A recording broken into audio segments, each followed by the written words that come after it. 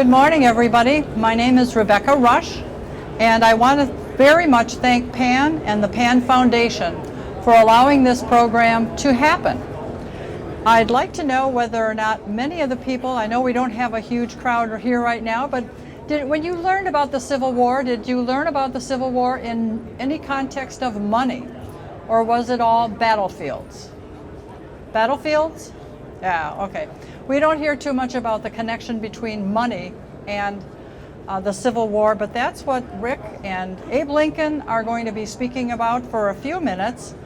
And Mr. Lincoln and Rick Lank is my partner and the coiner in Talisman and Coiner Productions.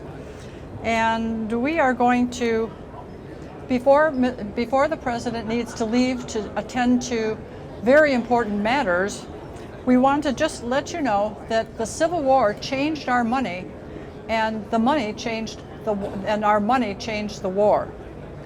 I also would like to just mention briefly that this is now the 160th anniversary year of the start of the Civil War. So I would guess we're going to start hearing a lot more about the Civil War and other things. So keep money in mind when you start hearing about other recollections. So now I'd like to turn it over to Rick to interview Mr. President. It's a pleasure to have you here. I admire a man who can grow good chin whiskers. Yeah. I appreciate that. Now, I'm just going to lead you down a few questions that all pertain to the Treasury, to money, and ways that we can trace the Civil War's legacy in money to what happened to pay for the war. So, my first question to you, kind sir. I know that we had 3 mints taken by the South when they seceded. They were in North Carolina, Georgia, and then, of course, New Orleans. However, a lot of people don't realize that the U.S. Congress approved 3 more mints. Yes, they did. All in the far west.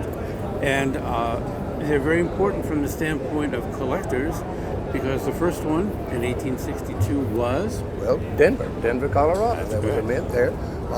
There was also one in Carson City, Nevada. As a matter of fact, Nevada helped us in the '64 election because of all of that money out there and being able to have the mint. And there was also one in, I think it's Dales? Well, the Dalles. Dalles, Oregon.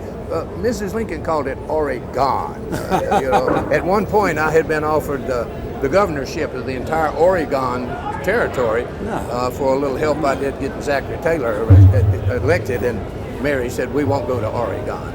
So we didn't. So those were the 3 that I know. Now, I want people to know that starting these mints was not my idea. Mm-hmm. But as Commander-in-Chief and as the President, you are required to sign all of these things with that signature and that seal. And once the seal is there, then it's done. It's done. That's right. And I do want to just remind our viewers that the mint in Denver did not strike a coin until about 1907. It was an assay office. Carson City is, of course, very well known to all collectors because of the scarcity of the coin, and that was created because of the Comstock lode. And then the most unusual one, the one that no one knows anything about, never struck a coin, but the mint was built in the Dalles. But Becky and I will get into a big discussion about the Dalles in Oregon, which was a real frontier town at the time, in the very brand new state of Oregon. And I know there was a big political battle between Portland and the Dalles to get that mint, and the Dalles finally won, but the delay caused so many other problems, the political infighting in the state, that unfortunately didn't even stand the chance to get open. But that's another story. We wanted to ask you if you could describe the big strikes that took place in terms of gold and silver out there in Nevada and in Oregon. Well, of course, Nevada, people think about that because they were really striking it big out there. Now, the Dalles, the Oregon, say, that strike, most people really didn't hear about that because Oregon was on the other side of the world. That strike probably took place about the time the war started. And so that's one of the reasons that people didn't hear about that. Right. The problem with Oregon was shipping the gold to the closest men. San Francisco, Right. The giant lady. 1,000 miles. It's a long way. Very long. And there were, how do I put this? There were robbers, there were bushwhackers, there were, Confederacy would have liked to have had that. So to transport this amount of money, as far as security, was going to be very crucial. Obviously, 1,000 miles is too far. So I understand Wells Fargo did transport some of it, and so most of it went to the coast, Correct. and then loaded on ships and went down. I personally don't know of any that was lost at sea. I can't say that for sure, but it was the safest way to get it to San Francisco. Yeah. Mr. President, there was life and gold lost right after the war ended, and that was the brother Jonathan, which we'll also describe also. It took the life of the man who would have been the director of this new mint that you personally appointed, named William Logan, and we'll talk about that a little bit later as well. Now, I just wanted to move on to discussing paying for the war and how it changed our money. So the first topic will be discussing Elbridge Spalding of New York and the Legal Tender Act of 1862. We had no paper money. We had no currency by the United States government, just the mints. And at the time, the Treasury and the mint were two separate entities. After the war, the mint became a Department of War division within the U.S. Treasury. And we had to institute the Internal Revenue Service also in 1862 to begin to collect more taxes for the first time. But I get some criticism for that. yeah, it was a wartime measure. Even the paper money itself was supposed to be a wartime measure. We'll get more into that in a bit. Early on, as a young man, I was running for state legislature, and I was asked to make a speech in New Salem, Illinois, and it wasn't much of a speech. I said, well, here I am. I was a humble Abraham Lincoln, but I said I'm in favor of internal improvements and a national bank. There you go. Because it was important, and so important that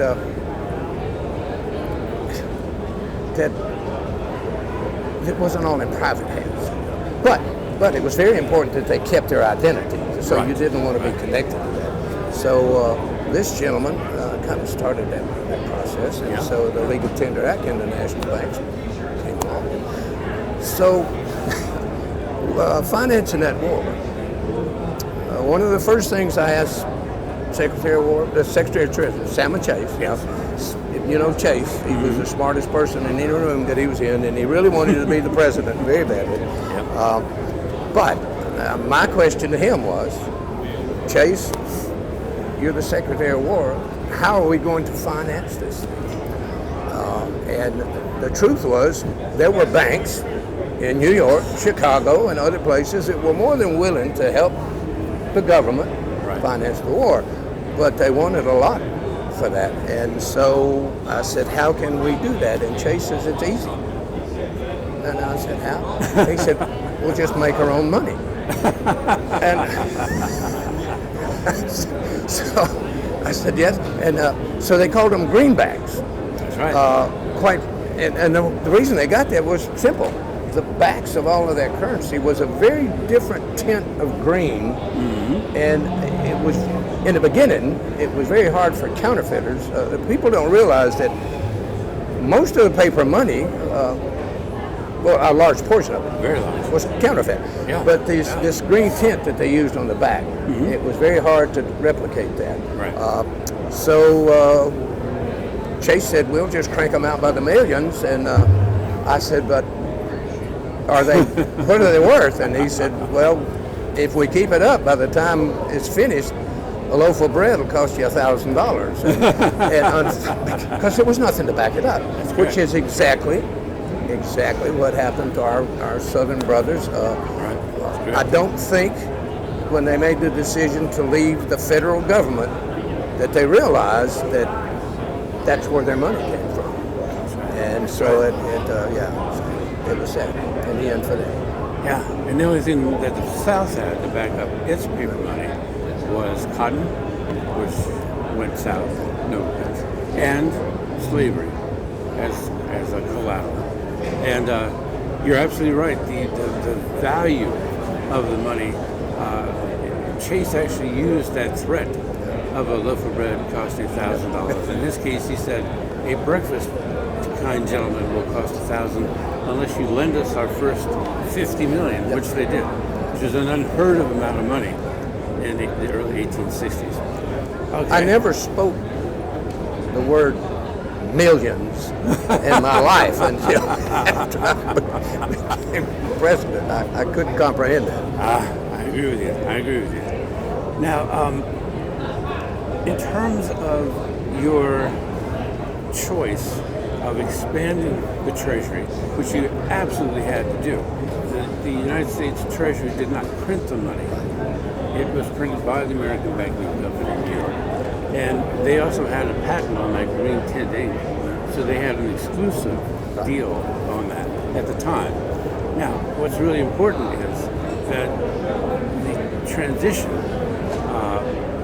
for the Treasury to start handling a huge amount of money, paper money, was that somebody had to cut it and trim it and sign it. And so for the first time, after you hired Francis Spinner of New York, the Treasury began to hire women for the first time, Treasury girls, as they were known. And that really opened the door to women being within the federal government. But one more story, though, for you is that you, I know, personally actually responded to individual women who appealed to you because they lost a father or a husband in the war. Well, this Mr. Spinner, Yes. He was printing this money, and it was a family business, and his wife and his daughters would cut this and sign this. We all know that a woman's hands are much more steady than a man's, especially for delicate work.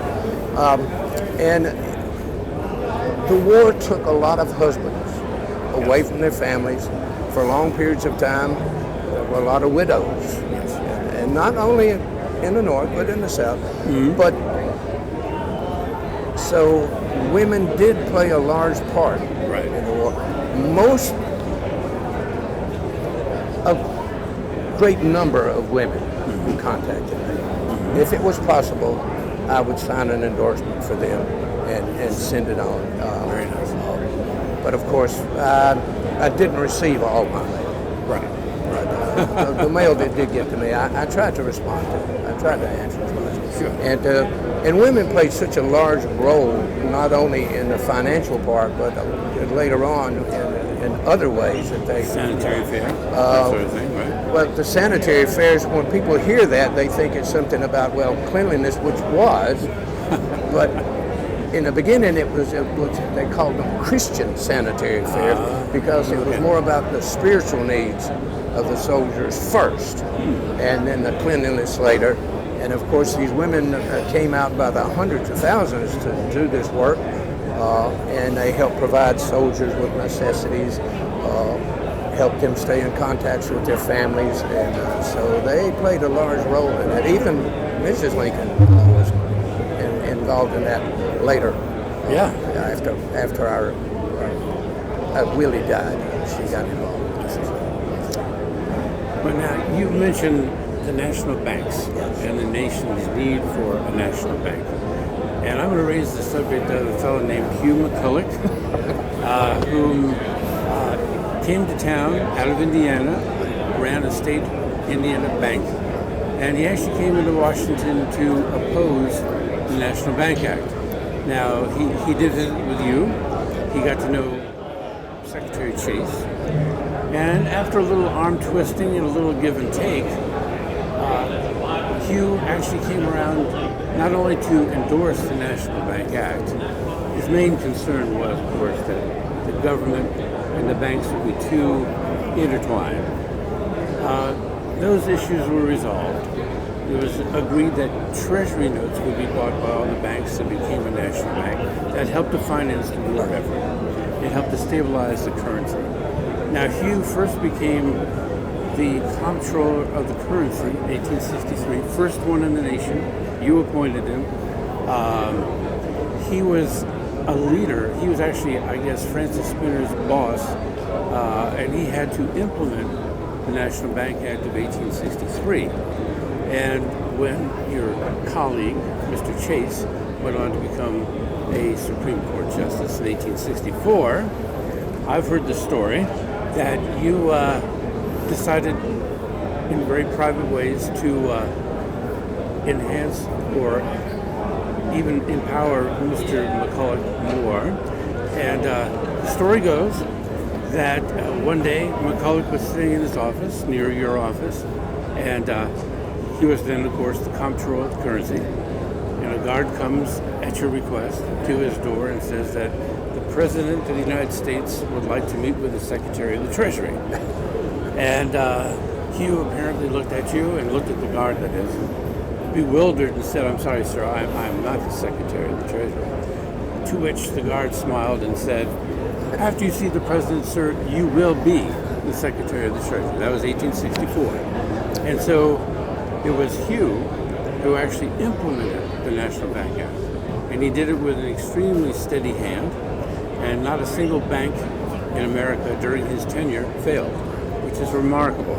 Before the war, there were many bank failures. So, well, tell me what you can about Hugh and your relationship. Well, Rick, you have to understand, to be a successful leader, you have to know your limitations. I knew my limitations, and therefore I surrounded myself with people that knew more than I did. Right. You know, and Hugh knew more than I did. And yes, in the beginning, I don't know that we were on a very personal, friendly basis. Right. But I had a way of bringing people around, and especially in '64, most of my cabinet changed. Right. And the Treasury changed quite a few times. Oh, yeah. And Hugh was probably the best decision that I'd ever made. I think he could have done more for the country had he been the treasurer in the very beginning than Mr. Chase. But, you know, you live and you learn. And so, as I said, surround yourself with people that know more than you do, and let them lead you in the way to make the decisions that are best for everyone. Right. And Hugh did that. So compromise sometimes is necessary. Absolutely. I also understand that it was Hugh's belief, though, that those legal tender greenbacks should be phased out after the war. He was an old school guy. He believed that the only real money was gold and silver. And once you take away money that is backed by gold and silver, you have a bad situation on your hands. But he went ahead and fought against that at one point in time. He took the case with others to eliminate paper money to the Supreme Court with others. I forget the name of the trial, but what was important about that is that there was a Supreme Court justice. I think you might have appointed him, I'm not sure. His name was Strong. He was out of Pennsylvania. And he, in his argument against repealing the Legal Tender Act, he said, if we were to take every piggy bank, every nickel and dime in anybody's pocket, every bank in every business, pour it all in a funnel into the United States Treasury, it would have lasted 3 months. That's it. And that was a very graphic way of saying we had to have these other ways. Now, there's another gentleman that you and I have talked about, General Ben Butler. We're going to go down a deep rabbit hole with him, but it's worth noting that Butler, after the war in the 1880s, ran on a ticket. He did get about 200,000 votes to keep the legal tender. He thought it was good for westward expansion, and the Supreme Court agreed with that premise. So we have paper money to this very day because of your decisions to work with Chase and McCulloch and it's interesting that there's actually a political party that wanted to make sure that legal tender remained in the United States of America. Well, Rick, I tell you, it's hard for me to respond to several things after the war. Right. But there were many changes. When you hear people say, well, the Civil War was all about money, it was. It was always about the economy, and we can't deny that. So the paper money, it lasted. It did the job. Face it, I had heard that there were South Sea Islanders that use shells, and so if you believe in it, fine. Right. But now, personally, as a young man and even as an adult, I like the sound of that coin in my hand, and so that changed even in my administration. And the only one that I can remember is we had a dime. All right. And then we had a 2-cent piece. Right. And then we had a 3-piece thing. Right. Correct. And so, if you take 2 and 3 and add them together, if that's correct, that's 5. And if you have the 10-cent piece and you cut that one in 2, then that's 2 5s. Right. So why not just have a 10-cent piece and a 5-cent piece? Right. Yep. And somebody said, "What about a nickel?" I don't know what a nickel was, but they said it was worth 5 cents. So, but a lot of changes. Yeah, and it is because the nickel, we had a half dime since the beginning of the country, all the way through the Civil War. And then we had the first nickel. And that was because of a guy named Joe Wharton of the Wharton Business School fame. And it was in 1862 that Joe Wharton took over a failing nickel mine in Pennsylvania. And he had a lot of money behind him because of his family. But he was able to get the right processing and the right talent out of Europe to smelt the nickel. He revived the the mine. And then he sold Hugh McCulloch on the idea of making the first nickel. But it was because of Joe Wharton and Hugh that they agreed to that. Well, Rick, I have to tell you, again, surround yourself with people that know more than you do. Right. And in this particular topic you're talking about, you know much more about this than I do. And so I think I should leave the rest of your speech to the professionals.